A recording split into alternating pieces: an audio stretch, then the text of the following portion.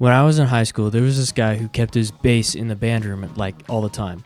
And one time he had put it up against a chair, and somebody had bumped into the chair and knocked the bass over.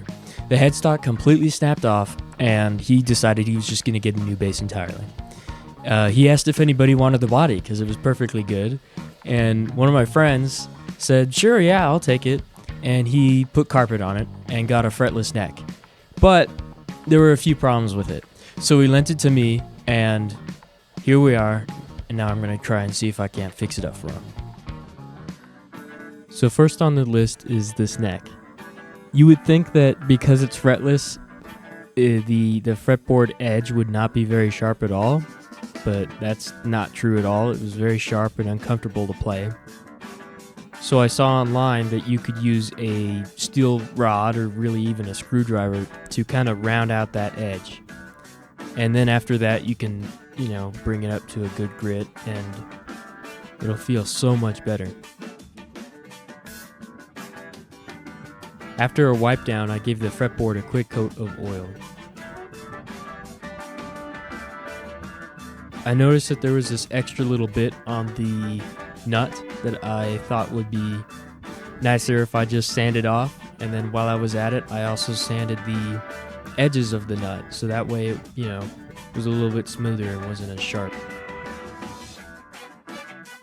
I'm pretty sure these tuning pegs were intended to look kind of vintaged, so I didn't do a whole lot, but I did give them a little bit of a polish, and it sort of helped, but I think it was meant to look like that, so. I don't think I've ever seen neck screws that were this wide.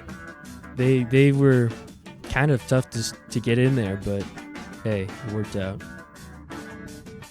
So I threw the strings on there and put some tension on them so that way I could check the action and adjust it.